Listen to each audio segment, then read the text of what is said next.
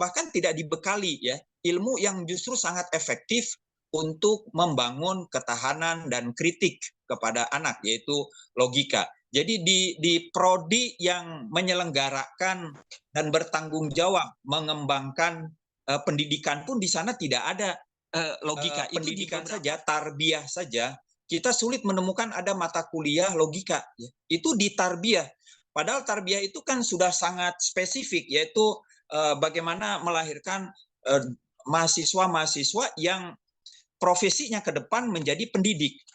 Dan salah satu fokus pendidikan yaitu di tingkatan pengetahuan, bagaimana pengetahuannya menjadi kaya, bukan hanya kaya tapi juga kritis dalam menyaring pengetahuan. Jadi tidak ada murid yang malas, harusnya murid itu punya kesiapan untuk dia menggali ilmu pengetahuan, dikawal dan didukung oleh guru dalam pengertian yang sepenuh-penuhnya, yaitu pembimbing spiritual, sehingga kekuatan kehendaknya yang didukung dengan kekuatan spiritual guru bisa melahirkan kebiasaan-kebiasaan dan perubahan yang signifikan.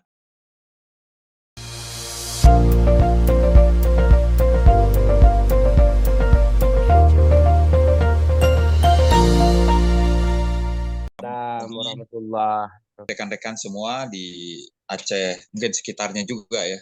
Saya terima kasih banyak kepada saudara saya, Dr. Miswari, yang mempercayakan kita berdiskusi agak sedikit serius terkait dengan pendidikan di level filsafat, mudah-mudahan juga di tasawuf. Ya. Salah satu kebutuhan utama kita dalam membangun masa depan kita tidak lain hanya adalah pendidikan. Bentuk dari investasi jangka panjang, jadi akan sulit kita atau bahkan berlebihan bila kita berharap pendidikan ini menghasilkan, kalau ke anak kita begitu sulitnya, apalagi anak orang lain ya, lebih sulit lagi. Maka saya kira perlu ada bukan hanya keberanian tapi juga kesabaran. Tapi semua keberanian dan kesabaran tidak akan terbangun kalau tidak ada pemahaman yang baik. Nah, di sini saya kira kita berjumpa dengan satu atmosfer yang positif, suasana yang kondusif, apalagi pembimbing kita sekarang ini Dr. Miss Wari ya, dan sudah lama kita berjumpa di Jakarta, mudah-mudahan bisa berbagi waktu di lain kesempatan. Seputar pendidikan Islam ya, terutama yang berbasis pada karya yang ada di tangan saya ini, ya saya sekaligus juga mempromosikan supaya ini menjadi bagian dari bukan kurikulum tapi menjadi referensi kalau tidak primer ya sekunder untuk pengembangan bahkan kurikulum kita, utamanya visi kita ke depan ya. Sebelum saya membahas tentang buku ini, saya sekelumit ingin menyampaikan satu keadaan dari pengalaman kita ya. Pertama sekali, karena tadi sudah dikemukakan kait perspektif ibu-ibu, bapak, jika kita mengasosiasikan filsafat itu tuntas ya, belajar logika. Dan berikutnya pula, konsekuensi berikutnya, berlogika berarti berfilsafat. Maka di sini ada semacam kesalahpahaman di sebagian kalangan, bahkan di lingkungan akademik, bahwa logika itu atau mantik itu hanya berfungsi untuk ilmu filsafat, minimal demikian. Kalau kita lihat sejarahnya, memang pendidikan filsafat itu sepaket dengan logika. Dan karena itu pula para logikawan juga datang dan logika dengan filsafat. Dan umumnya kita memahami logika itu serumpun dengan filsafat. Sebetulnya juga tidak demikian ya. Dalam pendidikan logika di ilmu-ilmu keislaman, dalam tradisinya pun bagaimana buku yang paling elementer untuk sementara ini yaitu As-Sulam Al-Munawwarah itu dipelajari bukan di awal kali orang belajar agama atau belajar ilmu pengetahuan di pesantren, tetapi itu bahkan ditempatkan di akhir jenjang pendidikan di pesantren ya. Dan sehingga ini mungkin untuk mengatasi beberapa masalah, diantaranya masalah hukum, karena sebagian percaya bahwa logika itu masih juga diharamkan ya, misalnya oleh Ibnu Shalah atau bahkan oleh Imam Nawawi. Nah, untuk mengakomodasi ya, atau mengharmonikan hukum haram dan halal ini, maka ditempatkanlah jalan tengah, ya. Ditempuh jalan tengah dengan menempatkan logika sebagai mata kuliah atau mata pelajaran di pesantren tingkat tinggi, supaya minimal logika ini tidak disalahgunakan, bisa dipahami secara lebih jernih lagi oleh orang-orang yang sudah berpengalaman. Karena ada kemungkinan logika bila digunakan oleh orang yang tidak berpengalaman atau bahkan tidak berpikiran, apalagi tidak berarti jernih, bisa disalahgunakan, sehingga logika bukan lagi alat. Di dalam buku ini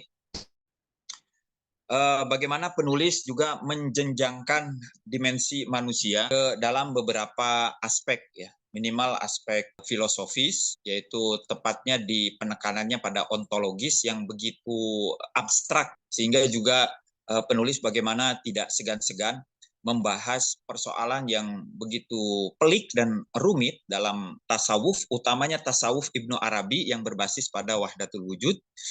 Kemudian pada filsafat hikmah muta'aliyah yang saya kira mungkin sedikit banyaknya sudah cukup dikenal di sebagian perguruan tinggi, ya, yang digagas oleh Mula Sadra. Dan filsafat itulah yang juga kami kembangkan di kampus kami, ya, di STAI Sadra Jakarta. Nah, selain aspek ini juga ada aspek epistemologis yang juga tidak kalah pentingnya. Dan berikutnya penyempurnaannya ada di kemanusiaan, aspek aksiologis. Ini satu hal yang saya kira sangat standar dalam filsafat, ontologis, epistemologis, dan aksiologis. Tapi bagaimana lantas tiga aspek ini diramu oleh penulis dengan tiga perspektif yang saling komplementer, ya, saling melengkapi, yaitu dari sudut pandang tasawuf dan sudut pandang filsafat, serta sudut pandang Al-Quran. Sehingga beliau berargumen untuk meletakkan adjektif Islami atau Islam dalam karyanya ini, yaitu diantaranya dengan memasukkan tafsir Al-Quran dalam melengkapi penjelasan-penjelasan tasawuf dan filosofis terkait dengan teori-teori pendidikan. Jadi bila kita amati yang ingin menjadi output dari pendidikan itu adanya perubahan. Dan perubahan itu bagaimana berlangsung secara konsisten atau kita sebut dengan kebiasaan. Tidak mungkin kita hidup tanpa kebiasaan. Entah itu kebiasaan baik ataukah kebiasaan buruk. Nah, kebiasaan-kebiasaan itu akan kita lihat, kemudian kita amati sampai lantas kita menilainya itu dari yang lahiriah, yang tampak, ya, perilaku itu, ya.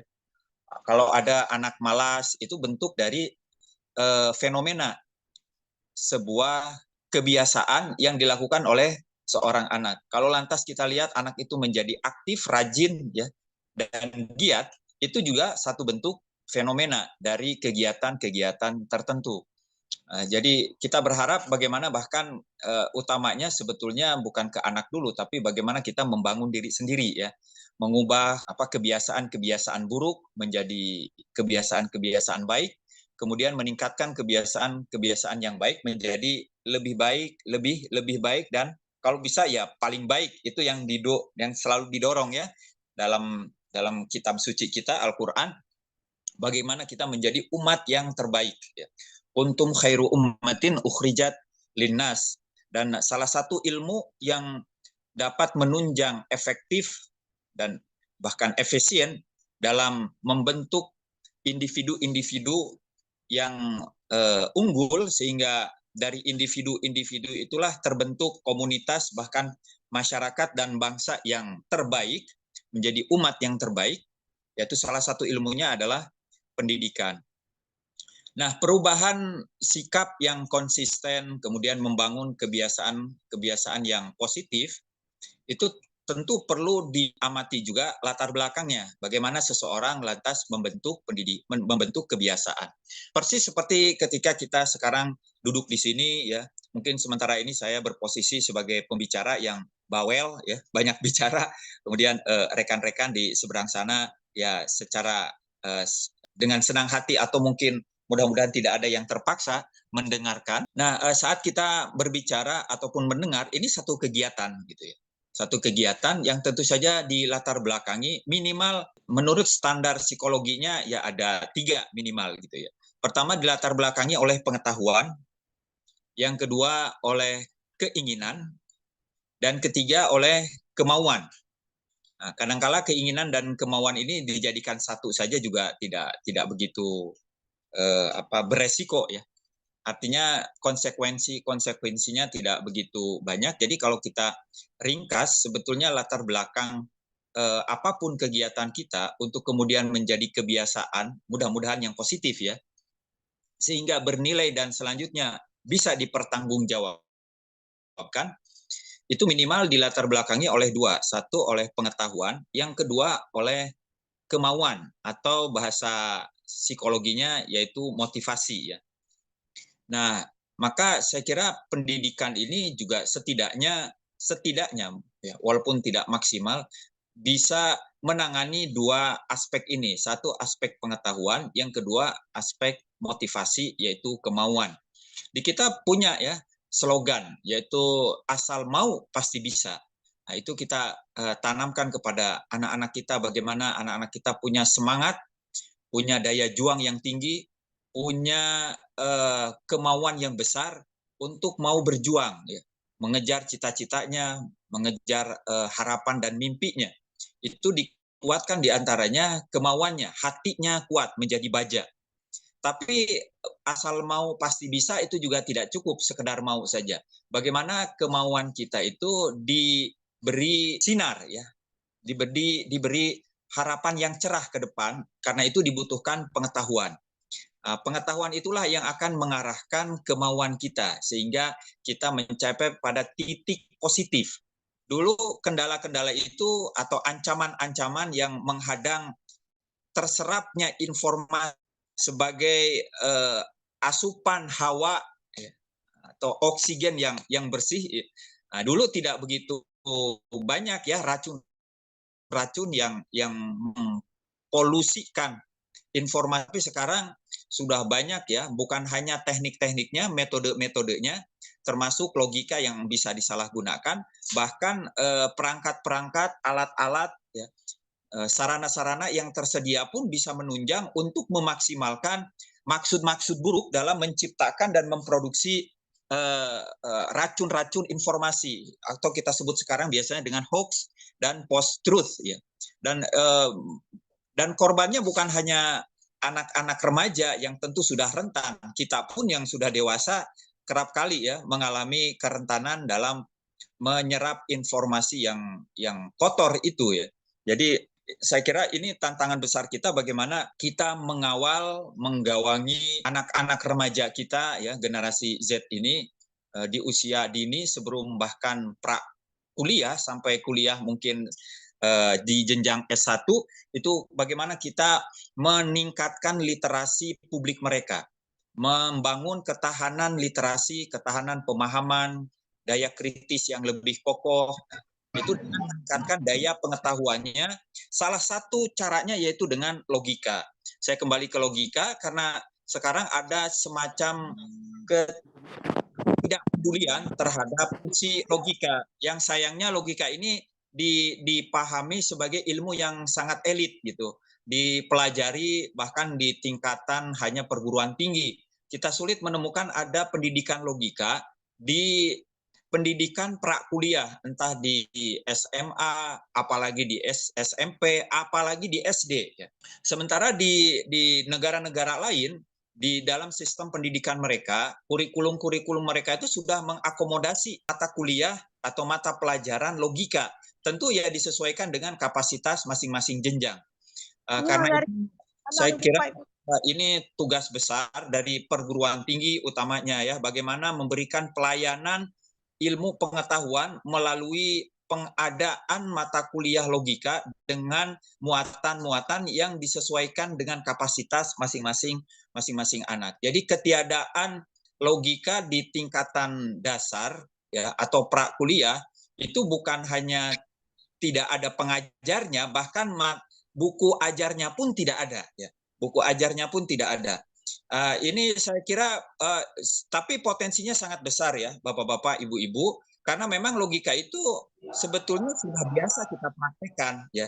Sebetulnya seorang tidak belajar logika pun setiap hari kita sudah berlogika ya. Sejak awal kali kita bangun, lalu kita menimbang-nimbang kita ini udah bangun atau masih tidur, itu juga sebetulnya sudah kita terapkan ya logika minimal parasi ya antara dua sesuatu itu bisa kita disiplinkan ya untuk kemudian kita ajarkan kepada anak-anak. Nah, ini saya kira ada tugas besar, tapi minimal bisa lebih cepat supaya diterapkan atau tidak. Minimal ada kesadaran dulu bahwa logika itu penting sekali, apalagi tantangan kita ke depan ya dengan perkembangan teknologi informasi yang begitu pesat, tentu anak-anak ya generasi ke depan sangat rentan sekali dan karena itu perlu dibangun ketahanan pengetahuan melalui logika. Bayangkan saja ini bukan rahasia tetapi sudah rahasia umum bagaimana di prodi pendidikan saja, tarbiyah saja kita sulit menemukan ada mata kuliah logika ya. Itu di tarbiyah. Padahal tarbiyah itu kan sudah sangat spesifik yaitu bagaimana melahirkan mahasiswa-mahasiswa yang profesinya ke depan menjadi pendidik. Dan salah satu fokus pendidikan yaitu di tingkatan pengetahuan, bagaimana pengetahuannya menjadi kaya, bukan hanya kaya tapi juga kritis dalam menyaring pengetahuan. Sementara lantas dalam proses pendidikannya atau penyiapan tenaga-tenaga pengajarnya ini bagaimana mahasiswa bahkan tidak dibekali ya ilmu yang justru sangat efektif untuk membangun ketahanan dan kritik kepada anak yaitu logika. Jadi di prodi yang menyelenggarakan dan bertanggung jawab mengembangkan pendidikan pun di sana tidak ada logika. Itu di beberapa perguruan tinggi saya menemukan secara langsung ada kekosongan sehingga memang ketika kita membicarakan soal ada tidak adanya logika dalam kurikulum itu membuat sebagian dekan itu juga menjadi terkejut dan terkesima terhadap programnya sendiri. Kok kenapa ya lantas memang tidak ada. Nah ini saya kira satu tugas penting sekali bagaimana perguruan tinggi memberikan pelayanan yang konkret minimal dalam pengembangan pendidikan di prakuliah melalui logika.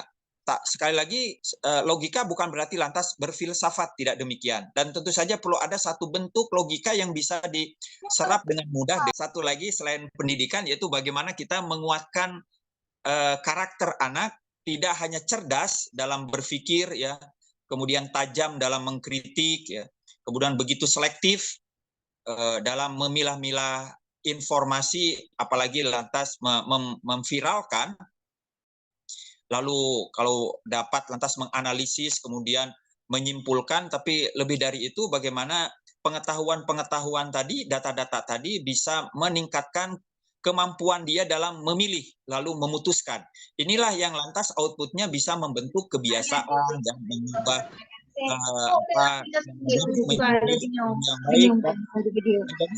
pribadi yang kita harapkan dari pendidikan Islam ini. Karena itu pada tingkatan ini saya kira buku ini sangat menunjang kita, walaupun di bidang logika mungkin tidak begitu efektif secara langsung, tetapi buku ini sangat elitis sekali karena memang ini ditujukan untuk utamanya untuk dosen-dosen ya, untuk utamanya untuk tenaga pendidik dan yang lebih penting lagi untuk pengambil kebijakan di ranah pendidikan. Ini sangat membantu sekali dalam merancang bukan hanya kurikulum, tapi utamanya dalam merancang visi kita ke depan ya. Nah ini jangkanya sangat panjang sekali, karena itu filosofis, kadang-kala kalau filosofis itu mengungguli ruang dan waktu. Jadi dari sisi ini maka kita bisa menemukan kaidah-kaidah umum yang bisa diterapkan dalam pendidikan dimanapun ya. Kalau nanti ada kekosongan, maka kekosongan di aspek filosofisnya maka bisa dikuatkan dan dikokohkan dengan nilai-nilai tersebut. Nah, hal yang paling penting dari buku ini ada pada di bagian antropologi filosofisnya atau bisa disebut juga antroposofis ya, yaitu filsafat kemanusiaannya. Yang biasa kita akan seringkali ya, kadang-kadang anak SMA itu ya pernah mengajukan pertanyaan, misalnya kenapa sih aku ada ya? Kenapa Tuhan menciptakan aku? Itu pertanyaan yang bukan hanya kita saja yang memikirkan sekarang ini ya. Kenapa ya dulu kita nggak pernah berpikir seperti ini? Tapi memang bahkan anak-anak sekarang juga mereka sudah memikirkan pertanyaan seperti tadi ya. Untuk apa aku ini ada? Kenapa ya Tuhan menciptakan aku? Nah, kalau dia timbang-timbang mungkin ke depan lebih baik aku nggak ada aja kalau memang resiko hidup di dunia ini lebih berat gitu ya dari yang bisa ditanggung sekarang ini. Nah, jadi pertanyaan-pertanyaan inilah yang sesungguhnya secara langsung ya berhubungan dengan filsafat manusia. Jadi pemahaman kita tentang diri kita sendiri ya, pemahaman kita tentang manusia itu sangat menentukan dan akan mendefinisikan cara kita mendidik diri kita, cara kita mendidik keluarga kita, cara kita mendidik anak-anak orang lain ya di sekolah yang mungkin yang paling dasar yang sampai yang paling tinggi ya. Belakangan kan kita menemukan ada buku-buku yang mengatasnamakan manusia ya. Misalnya gurunya manusia ya gitu. Gurunya manusia. Ya kita ya alhamdulillah berbangga sekali ya menyandang predikat guru ya. Walaupun apakah kita sudah memenuhi makna guru dengan peran kita yang selama ini kita laksanakan ataukah tidak. Kita juga merasa bangga ketika kita mendapat predikat murid yang tentu saja lebih tinggi daripada sekedar siswa bahkan mahasiswa. Sayangnya memang kata murid ini tidak kita maksimalkan makna dan kandungan budayanya sehingga kita hanya menggunakannya predikat tadi di tahun-tahun pertama selama 6 tahun. Tapi setelah itu masuk SMP, SMA, kita menggunakan nama lain. Siswa yang sesungguhnya kandungan maknanya tidak lebih bermakna daripada murid ya. Ya kalau kita ini serap-serap saja murid itu kan berasal dari bahasa Arab ya, yaitu irodah ya. Dan irodah ini biasanya kalau di dalam tradisi Islam seringnya dikaitkan dengan Tuhan. Sehingga salah satu nama Tuhan yaitu murid, maha berkehendak. Saking kuatnya kehendak Tuhan, maka apapun yang dia kehendaki pasti terjadi. Nah kita juga ketika menyandang nama murid harusnya begitu. Kapanpun anak menginginkan harusnya besok terjadi. Jadi tidak ada murid yang malas. Harusnya murid itu punya kesiapan untuk dia menggali ilmu pengetahuan, dikawal dan didukung oleh guru dalam pengertian yang sepenuh-penuhnya, yaitu pembimbing spiritual, sehingga kekuatan kehendaknya yang didukung dengan kekuatan spiritual guru bisa melahirkan kebiasaan-kebiasaan dan perubahan yang signifikan. Nah, ini faktor nama saja sudah bisa mempengaruhi kita ya. Dan ini kekayaan yang sayangnya tidak kita maksimalkan dalam kita membangun pendidikan kita dengan nilai-nilai tradisional yang ada di Indonesia saja. Bayangkan kalau guru itu kan bahasa Sanskerta, itu peradaban sendiri.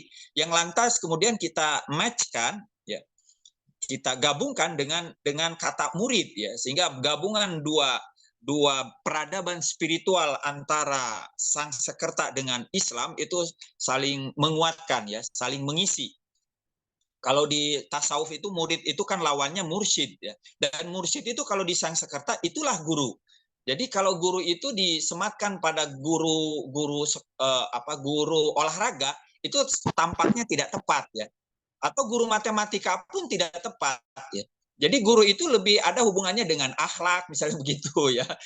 Tapi sekarang diperlebar, jadi maksudnya kita gunakan tetap guru untuk guru olahraga, guru matematika, guru fisika, guru bahasa, tapi tetap saja tidak kehilangan nilai spiritualnya. Melalui spiritualitas itulah maka bagaimana peran dan tugas tanggung jawab guru tidak hanya meningkatkan kognisi dan pengetahuan seorang anak, tetapi juga meningkatkan spiritualitasnya. Kalau kita tentu komitmen dengan kandungan kultural dari dua kata tadi, yaitu guru dan murid. Sehingga buku ini saya kira sangat efektif sekali. Hanya sayangnya ada banyak kendala saya kira yang akan dihadapi oleh pembaca. Salah satu diantaranya, pertama dari sisi kedalaman buku ini ya terlalu ideal sepertinya ya.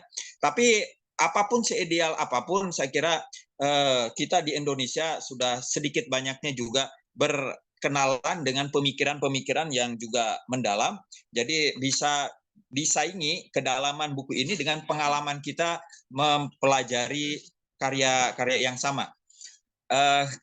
Yang kedua yaitu soal teknis ya, yaitu soal bahasa. Di sini ada banyak istilah-istilah yang cukup baru ya, sehingga mungkin perlu ada pengadaptasian. Dan untuk alat bantu berikutnya bila ada jika ada agenda lain, saya sangat siap untuk lantas meringkasnya dan mempresentasikannya dengan bahasa yang lebih sederhana lagi, mengingat buku ini kebetulan saya yang menyuntingnya, yang mengeditnya, sehingga kita bisa tonjolkan lebih lanjut bagaimana penulis sendiri mengintegrasikan filsafat dan tasawuf pendidikan dengan keislaman, yaitu dengan tafsir, dengan Quran. Di sini tidak ada yang namanya ayatisasi, Quranisasi, tidak ya. Tidak dengan pola yang sekasar itu, tapi bagaimana dengan metode pluralistik, bukan metode monistik, tetapi dengan metode pluralistik, bagaimana lantas beliau mengetengahkan teori pendidikan Islam dengan 3 basis utama pemikiran Islam, yaitu bayani, irfani, dan burhani, yaitu dengan secara filosofis dan yang ketiga yaitu Qurani. Sekian dari saya, Mas Dr. Miss Mari. Dari saya untuk sementara sekian dulu. Terima kasih. Assalamualaikum warahmatullahi wabarakatuh. Waalaikumsalam warahmatullahi wabarakatuh. Waalaikumsalam warahmatullahi Tadi wabarakatuh.